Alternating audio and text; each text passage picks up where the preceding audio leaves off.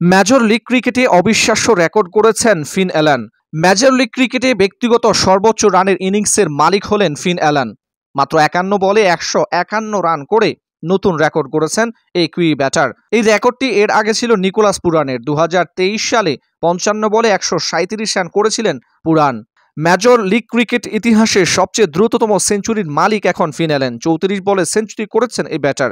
এর আগে এই রেকর্ডটির মালিক ছিলেন নিকোলাস পুরান। 40 বলে সেঞ্চুরি করেছিলেন 2023 সালে।